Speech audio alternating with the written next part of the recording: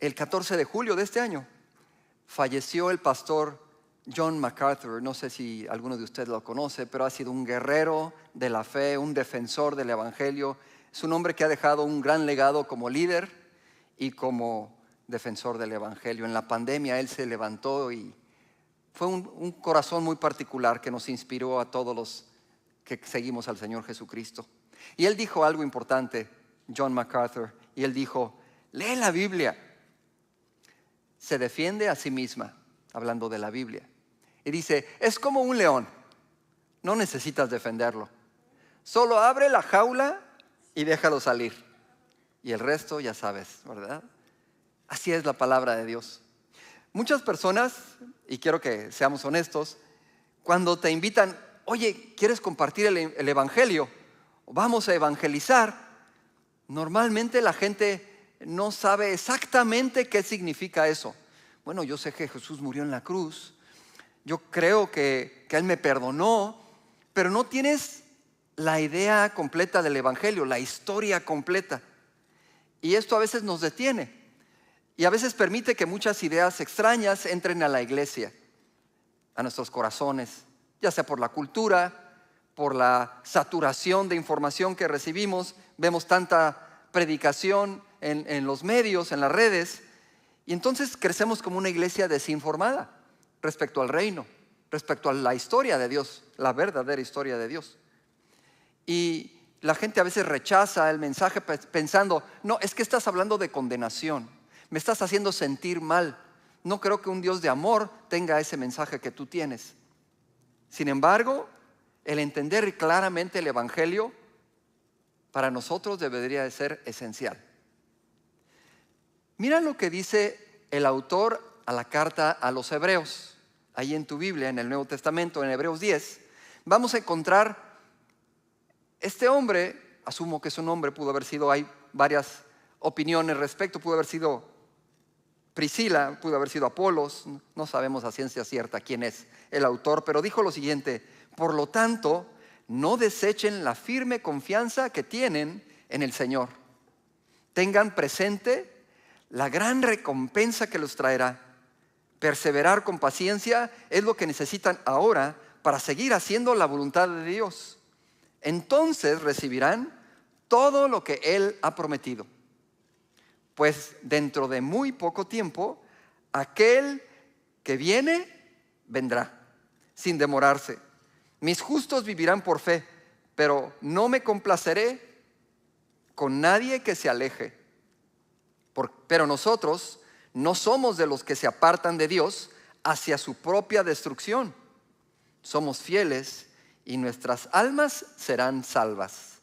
Este es el mensaje en la carta a los Hebreos. Este es el mensaje que lleva la iglesia allá afuera. Un mensaje de esperar la recompensa. Es un mensaje de una vida diferente, de una relación diferente con Dios. Hace poquito salió la película, ya la fui a ver, Fórmula 1. ¿Alguien de ustedes la ha visto? Está muy emocionante, está muy larga, pero está muy buena. Y déjame narrarte brevemente, no te voy a decir al final, pero la película trata de este automovilista, de este piloto de automóviles Fórmula 1, interpretada por Brad Pitt. Es un automovilista que se ve obligado a retirarse debido a un accidente que casi le cuesta la vida. Y por 30 años no regresa a las carreras de Fórmula 1.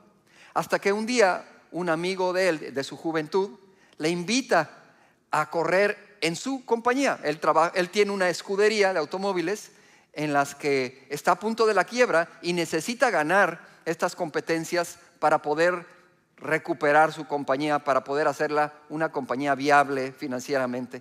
Entonces le invita y dice: tú eres mi única solución, ven a competir en mi escudería. Y junto con otro automovilista más joven, novato, pero muy arrogante, tiene que hacer equipo con él y juntos salvar la escudería ganando estas carreras. Y ahí es todo un drama. Y como toda película, dentro de la gran historia hay otras historias pequeñas. Hay romance, ¿verdad? Está Brad Pitt y la muchacha. Está el drama junto con el otro automovilista, competidor, y en fin, es una serie de historias que todas se enredan en una historia mayor. Y la historia mayor es esta: ¿va a lograr Sonny ganar la carrera y salvar la escudería? ¿Va a lograr ante todos estos obstáculos llegar a la meta en primer lugar? Y es una historia muy interesante. Pero aunque no todas las historias son iguales, hay novelas, hay ficción y hay realidad. Tienen una estructura semejante. Y esta estructura semejante que es observada por los que hacen películas, ¡wow! Y los que quiero saludar, ¡ay, qué bueno que viniste! ¡Qué gusto verte! Gracias a Dios. Todos siguen esta estructura. Los que hacen películas también la siguen. Y es esta: una exposición, primero que nada. La primera entrada a una película es conocer a los personajes. ¿Quiénes son los actores principales? ¿Quiénes son las personas que hacen?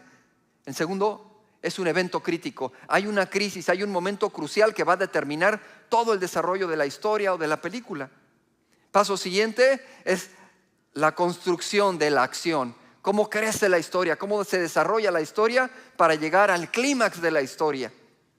Y una vez que se llega al clímax, se llega después a la conclusión de la historia. Esta es, digamos que, la columna vertebral de toda historia, de toda película. Pero todas estas historias normalmente buscan esa historia mayor a la que se conectan. Y esa historia mayor se le conoce con un nombre muy filosófico acá, que se llama metanarrativa. En otras palabras, ¿cuál es el relato más grande? ¿Cuándo es la historia mayor en donde todas las demás historias se conectan? Bueno, el teólogo y profesor N.T. Wright habla de esta metanarrativa bíblica, de la cual obtenemos el sentido para nuestra vida, el significado, el valor de nuestra vida. Y dice que esta metanarrativa bíblica se puede resumir en estos 5 pasos o estos 5 escenas, como si fuera una obra de teatro. El acto número 1, la creación. El siguiente es la caída, el momento crítico. La tercera es el desarrollo de la religión judía, el pueblo de Israel, la elección de los judíos. El cuarto, el clímax, la llegada de Jesucristo. Y por última escena, el momento final, la redención de la humanidad. Esta es la gran historia, esta es la gran narrativa de donde obtenemos las respuestas a nuestras preguntas, como ¿de dónde venimos? ¿Qué está mal en nuestra vida? ¿Qué está haciendo Dios al respecto? ¿Qué tanto valor tengo? ¿Qué sigue después de esta vida? ¿Qué me puede esperar? Este mismo teólogo, N.T. Wright, del que te platico, dijo lo siguiente: Jesús no es solo el inicio de un movimiento religioso, como algunos lo piensan, sino el clímax de esta historia de Dios con la humanidad. Las historias más importantes de tu vida son aquellas historias en donde tú eres parte de ellas, donde te conectas. El profesor C.S. Lewis dijo: la historia del Evangelio no es simplemente una historia verdadera, es la historia verdadera. La historia verdadera. Y es el patrón de donde todas las demás historias toman sentido. Porque el Evangelio es esa metanarrativa, es esa historia en donde a nosotros, los que creemos en Dios, Dios nos dio este sentido de valor, de propósito, de identidad. Y sin darse cuenta, otras religiones, los agnósticos y los ateos, toman este sentido de valor, de moralidad y de propósito de nuestra fe en Jesucristo y de nuestra gran historia, y no se han dado cuenta. Entonces, déjame hablarte de estos pasos, de estos actos de la gran historia que Dios nos ha dado. Esa historia en donde tú y yo nos conectamos. Todos somos parte de esta historia. Tú ya sabes entonces el primer punto, el origen de todo de esto, ¿verdad? Es allá en Génesis 1, habla de la creación. En el principio creó Dios los cielos y la tierra. Dios es el origen. Dios es el iniciador. La causa de las causas, la causa principal es Dios. Y en Hebreos 11:2, el autor de la carta nos recuerda que esto que escribió Moisés en el libro de Génesis, lo creemos por fe. Lo hemos recibido y por fe entendemos que Dios creó todo lo que existe. Dice Hebreos 11:2, por la fe entendemos haber sido constituido el universo por la palabra de Dios, de modo de que lo que se ve fue hecho de lo que no se veía. Fíjate bien, no dice de la nada hizo algo, dijo de lo que no se veía, porque hay algo aunque no lo podamos ver, aunque no lo podamos entender, existe. Y el autor tiene la humildad de reconocerlo cuando la ciencia a veces no reconoce y dice, si no lo veo, no existe. La historia de la creación narrada por la Biblia es la historia más convincente, es la historia más completa de nuestro origen. No eres un producto del azar, no eres el resultado de un proceso sin inteligencia y caótico que dio como resultado la materia, el tiempo, el espacio, el universo. No somos eso. Fuimos creados con un propósito, fuimos creados por amor, fuimos creados a imagen de Dios, con intención, moral y propósito. La creación entera nos da testimonio de un diseño, de un orden. Y eso nos habla de Dios. Cuando uno de los científicos prominentes de ahora en día se llama Richard Dawkins y le preguntaron, entonces si no existe Dios, ¿de dónde venimos? ¿Cuál es el origen del universo? Y él dijo, bueno, la ciencia no la ha podido explicar todavía. Él tiene fe en que la ciencia la va a poder explicar. Es un hombre de fe. Pero dijo, tal vez la física cuántica nos va a permitir entender cómo algo puede surgir de la nada. Otra vez, tiene más fe. Pero la ciencia no tiene explicación. ¿Por qué entonces el universo se puede entender por leyes físicas? ¿Por qué las leyes físicas son constantes? ¿Por qué no cambian? ¿Por qué no evolucionan? Todavía no tienen respuesta. Sin embargo, nosotros creemos en la historia, en la etapa número 1 del origen nuestro está en Dios. Este es el inicio de la gran narrativa, de la gran historia. Vamos a ver entonces el acto número 2. ¿Qué nos dice la gran historia respecto de este momento crítico? Si vamos a Génesis 3, vas a recordar la historia de la caída, de esa serpiente en el huerto del Edén, de esa tentación a la cual sucumbe Eva y después también sucumbe Adán.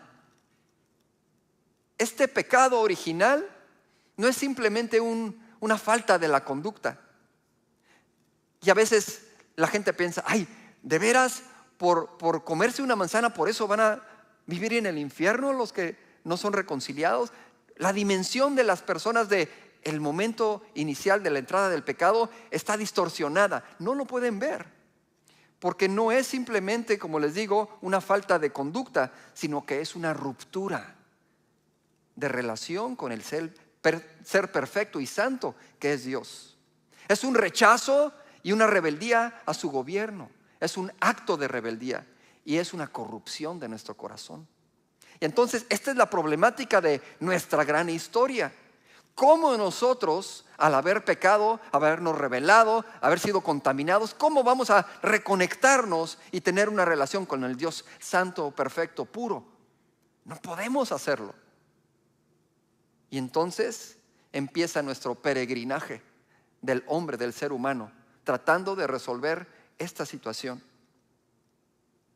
El problema no es nada más la consecuencia del pecado, la muerte, sino que ¿cómo puedo cambiar la condición de mi corazón que me lleva nuevamente a esa caída? Una y otra vez lo podemos ver con el pueblo de Israel. Es perdonado, están los sacrificios y ya hay perdón de pecado ese año y regresan al año siguiente, ya volví a pecar. Y esto se repite también en nuestras vidas. Esa es la condición del hombre sin Dios. Romanos 5:12. Romanos 5:12 justamente nos explica este momento crítico, esta condición del hombre, y dice, por tanto, como el pecado entró en el mundo por un hombre y por el pecado la muerte, así la muerte pasó a todos los hombres por cuanto todos pecaron. Y a partir de este momento inicia este proceso que les menciono. El hombre necesita una solución. ¿En dónde está la solución? Y Dios interviene para explicarle al hombre y a la humanidad, no tan solo en ese tiempo, a Abraham, Isaac y Jacob, sino al mundo entero, que el hombre solo no puede. ¿Has pensado en Israel? No me refiero a lo que está pasando ahorita, sino la historia de Israel. Cómo nace un hombre que se llama Jacob. Jacob significa usurpador. En otras maneras, tranza, para que me expliques, para que me explique mejor, para que me entiendas. Tranza, deshonesto, chueco. Y ahí refleja la naturaleza del hombre, que tendemos a escoger mal en diferentes áreas de nuestras vidas. Pero este hombre se enfrenta un día con un ángel de Dios, con el ángel de Dios, y empieza a pelear. Y yo quiero narrarte lo que sucede ahí, porque es muy interesante, y hasta recientemente que lo estuve leyendo lo pude ver con otros ojos. Porque siempre vemos a los personajes bíblicos como infalibles, como ¿cómo no puedo ser yo como él, como David? Mira lo que hizo. Pero realmente la Biblia no los maneja como superhéroes, como perfectos, sino que ve el lado humano también, todas las áreas. Génesis 32 del 24 al 28 dice: así se quedó Jacob solo. Jacob viene de una familia disfuncional, porque su mamá lo prefería a él y su papá prefería a su hermano. Y hubo tal desacuerdo entre ellos que tuvieron que vivir por muchos años separados, y este es el tiempo de la reconciliación. Jacob iba a ver a su hermano Esaú y tenía miedo de que lo matara. ¿Alguno de aquí ha sentido que su hermano lo va a matar o su hermana lo quiere matar? Bueno, no está solo. Entonces dijo, cuando vio el varón, pelea con este ángel de Dios hasta que raya el alba, dice, y el 25, cuando el varón vio que no podía con él, tocó el sitio del encaje de su muslo y se descoyuntó el muslo de Jacob mientras con él luchaba, y dijo, déjame, porque raya el alba. Y Jacob le respondió, no te dejaré si no me bendices. Y el varón le dijo, ¿cuál es tu nombre? Y él respondió, Jacob.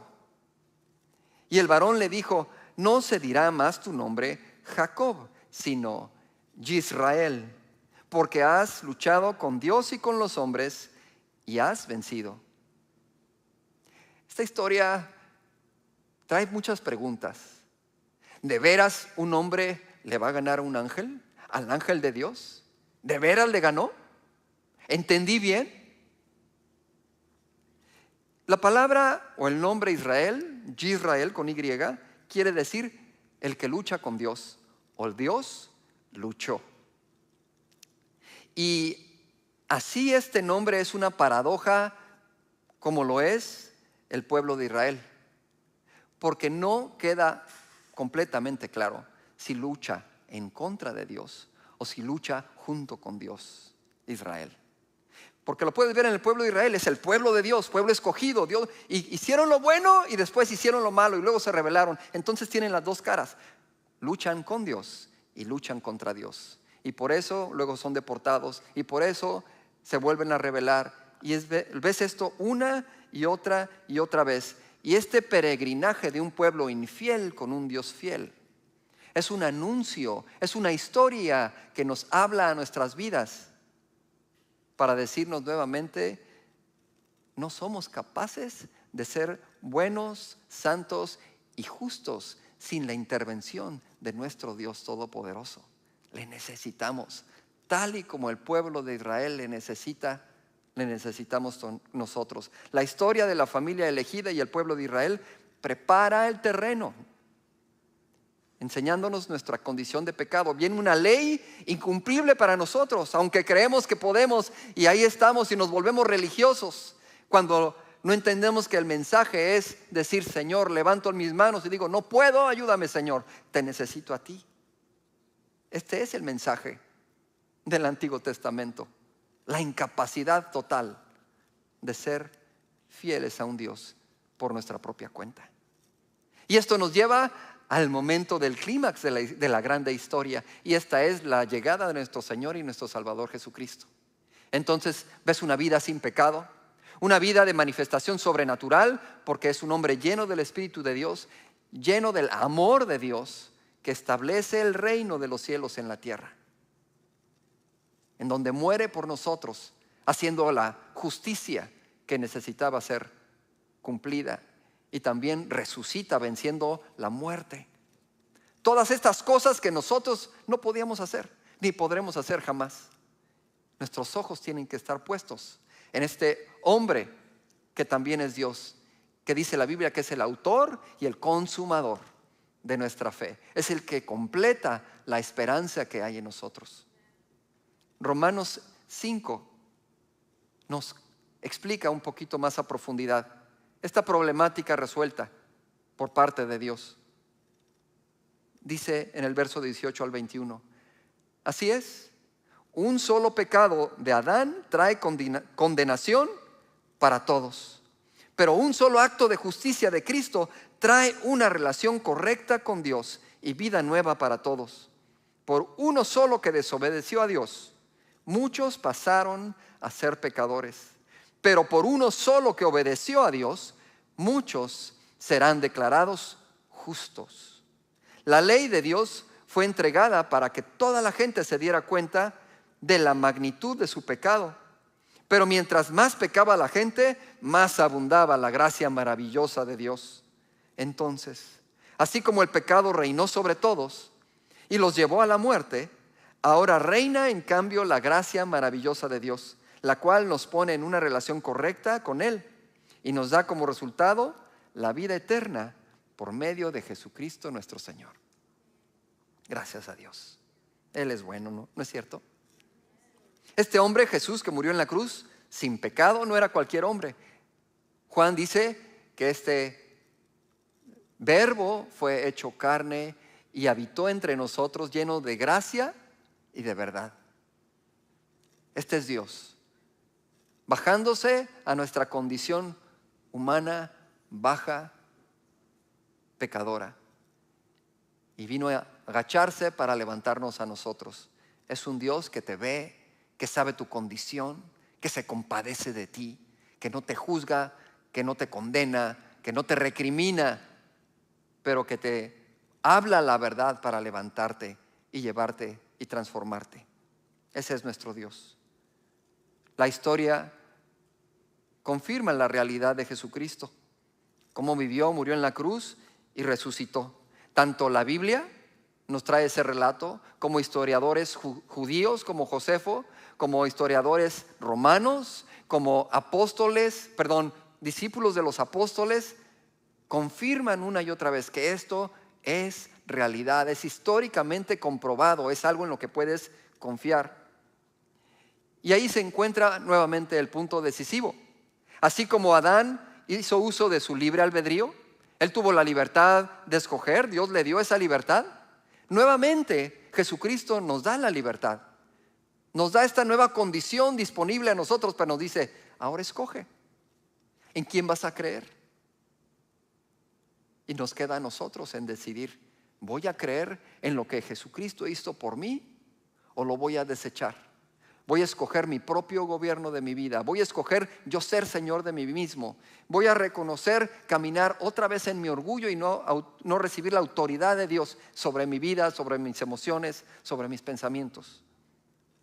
Y lo escogemos no por manipulación, no por imposición, no porque nos meten temor, no por temor al castigo.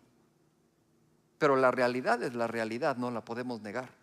Lo que nos espera sin Dios no va a ser mejor que lo que Dios nos ofrece. La rebeldía siempre tiene su recompensa. La justicia que supuestamente todos queremos tiene también que decirnos. ¿A quién vas a escoger? Déjame hablarte de otra historia rápidamente. Te digo que todas las historias se conectan. Por eso tenme paciencia si no es una historia a lo mejor que está en la Biblia. En 1944 se hizo una película que fue muy famosa en aquel tiempo. Y esta película se llamó Gaslight. Para los que no la conocen, Ingrid Bergman fue una actriz muy reconocida del tiempo. Y esta película trata de una pareja muy curiosa, porque el hombre empieza a manipular psicológicamente a la esposa para que se vuelva loca. Y una de las estrategias del esposo, no que recomiende estas cosas, ¿verdad? Estoy nada más narrando una historia. Una de las estrategias es que bajaba la luz de estas lámparas de gas. Le bajaba la luz y luego hacía como que él no había hecho nada. Y la esposa, oye, ¿bajó la luz o me estoy volviendo loca? Y empieza a hacer este tipo de actitudes y actividades. Le metía algo en su bolsa y ella decía, ¿y dónde quedó? No sé, y lo encuentra en su bolsa. Yo no me acuerdo de haberlo metido aquí. Y empieza este juego psicológico. Y de ahí surge el término gaslighting, muy usado ahora en día, pero en español diría que es como lampareando. Me estás lampareando, me estás dando el charolazo ahí, como aparentar algo que no es. Y es esta la manipulación, con mentiras, con juegos que distorsionan la realidad, negando hechos o mintiendo para hacer que la víctima dude de sí misma. Y esto es precisamente lo que están tratando de hacer con tu vida y con mi vida. Nos bombardea tanta información que nos quiere hacer dudar de lo que realmente creemos. ¿De quién realmente es Dios? ¿Qué es lo que dice la Biblia? ¿Es verdad? No es que han salido tantos otros textos y los nuevos teólogos y de veras, no dejes que te lampareen. Hubo un debate muy famoso, muy reconocido. No sé si te gusta la apologética, pero es una de mis pasiones.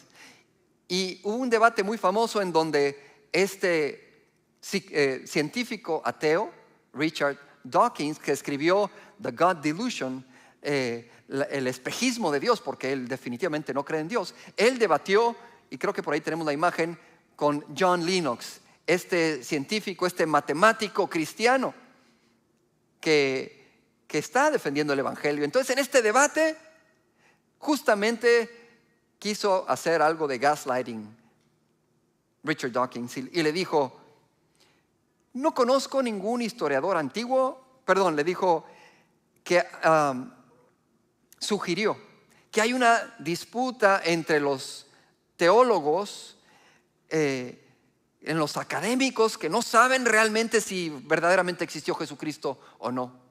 Y bueno, como lo está diciendo un científico, como lo está diciendo una persona que es profesor, que es una celebridad, que escribe libros, dices, no, pues él sabe, es una autoridad y a lo mejor hizo muchos tweets y a lo mejor hizo un video y muchos que lo vieron dijeron, él es la autoridad y tiene razón y creo que me hace dudar si realmente Jesucristo existió. Sin embargo, John Lennox no se dejó y dijo, bueno, yo también soy un académico, yo también soy un teólogo, o yo soy un teólogo, y no conozco ningún historiador antiguo o bíblico que tenga la más mínima duda de que Jesús existió, porque la evidencia es abrumadora. Entonces tenemos que saber lo que creemos, tenemos que profundizar tal vez un poquito más.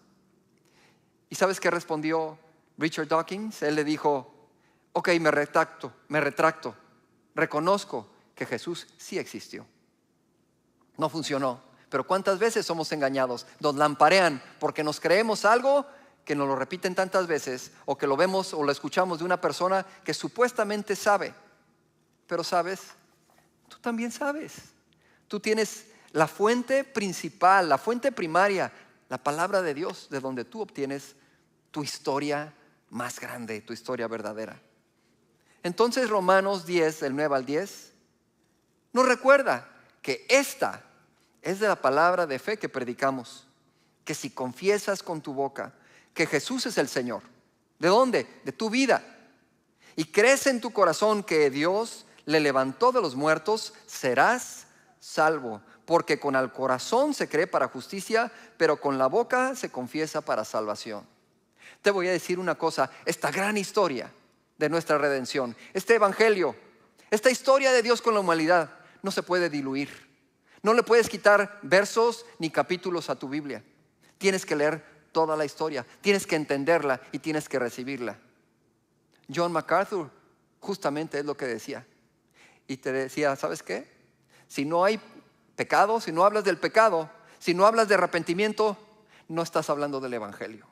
Y no se trata de condenar ni de herir de susceptibilidades, es hablar la verdad. Porque para poder llegar a la salvación y hacer a Jesucristo Señor de tu vida, tienes que reconocer lo que leímos, esa historia, ese momento crítico que estamos caídos, que necesitamos de Dios, que queremos caminar en su dirección porque no podemos caminar en nuestra misma dirección y encontrarlo a Él.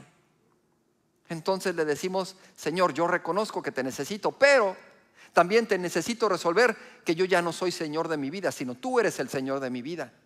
Porque si no voy a caminar sirviendo a mi arrogancia. Porque no tenemos un Dios que se arrodilla al hombre como muchos esperan. Tenemos que arrodillarnos nosotros a Él, porque Él es Señor de nuestra vida. Nosotros no somos señores de Él. Y yo sé que hay muchas corrientes en el cristianismo que tratan de hacer eso, al hombre Señor de Dios. Perdóname, pero eso es un ídolo. Eso no es la verdadera relación con el único Dios verdadero. Este es el Evangelio. Y este es el Dios que no te condena, sino que te recibe, que te perdona, que te lava y que te cambia la naturaleza para que vivas una vida diferente. Esa es la gran historia poderosa y de victoria que Dios nos da. La historia más grande nos conecta con nuestra relación más grande. Así que no importa qué tan destruida esté tu vida, qué tan complicada esté tu historia, qué tan bajo haya llegado tu condición. Dios, en esa historia más grande, te rescata como en una red cuando te caes. Te abraza cuando tú no tienes fuerzas ya para hacer nada más, y Él te levanta. Esa es la historia que Él nos comunica, si tan solo la leyéramos toda. Porque a veces nos quedamos atorados en una parte y nos bloqueamos de poder seguir continuando esa historia.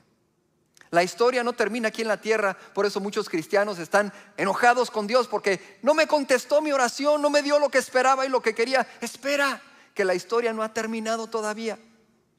Porque hemos recibido tal vez una falsa historia del Evangelio, que la bendición solamente está aquí en la tierra, y aquí es donde vamos a ver la plenitud que Dios preparó para nosotros, y nos equivocamos.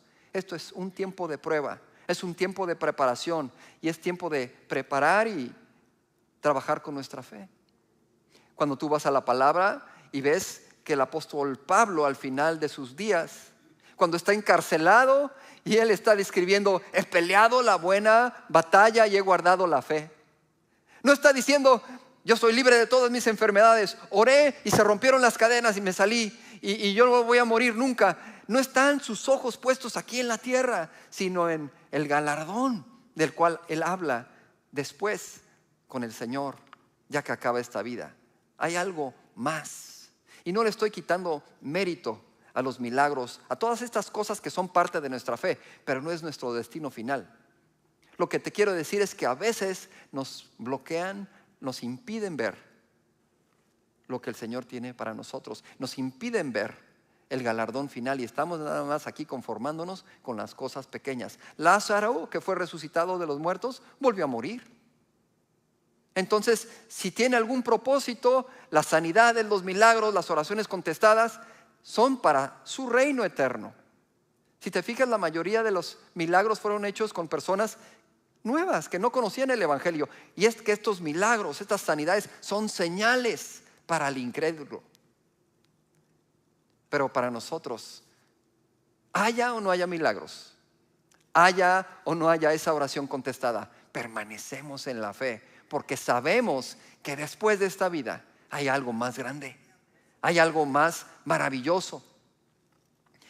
Por último está la etapa de la redención, el último acto de la historia. Eso que muchas veces no lo predican o no lo platicamos, que no lo leemos tal vez en Apocalipsis 21. Nos habla de este final. Y no estoy hablando de el final cuando nuestro Señor Jesucristo viene como prometió, que juzga al mundo y separa los corderos de los cabritos, de los que sí creyeron en su historia, de los que no creyeron en su historia y no le hicieron parte de sus vidas.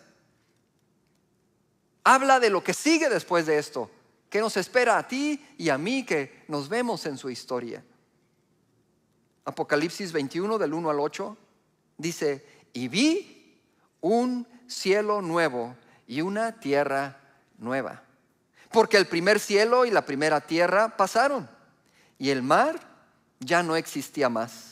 Y yo, Juan, vi la santa ciudad, la nueva Jerusalén, descender del cielo de Dios, dispuesta como una esposa ataviada para su marido. Y oí una gran voz del cielo que decía: he aquí el tabernáculo de Dios con los hombres, y Él morará con ellos, y ellos serán su pueblo. Y Dios mismo estará con ellos como su Dios. Enjugará a Dios toda lágrima de los ojos de ellos. Y ya no habrá muerte, ni habrá más llanto, ni clamor, ni dolor, porque las primeras cosas pasaron. Esta es la esperanza que tenemos. Como puedes ver, no es morirnos sin ir al cielo. Más bien, ser arrebatados al cielo y luego regresar a la tierra, a la nueva tierra, a vivir permanentemente con Dios. Con Él, donde no va a haber más dolor, no va a haber enfermedad, no va a haber relaciones rotas, no va a haber todo lo que padecemos aquí en la tierra. Dios nos va a rescatar completamente. Por esto fuimos llamados a compartir esta gran historia, el Evangelio. Ese es nuestro propósito de vida aquí en la tierra. No es un mensaje de apapachar nuestras crisis emocionales. No es una terapia diseñada para que me sienta mejor. No es una solución parcial o una mentira piadosa. Es una solución real de un problema humano en todas sus dimensiones. Es la carrera que todos fuimos llamados a correr. Sin embargo, lo más importante es seguir creyendo en Él. ¿Estás listo para compartir este mensaje, esta gran historia? ¿Estás listo para dejar al león salir de la jaula? Porque no necesita que lo defiendas. Vamos a hablar el Evangelio. Vamos a compartir la gran historia, porque tenemos mucho que hablar de ella.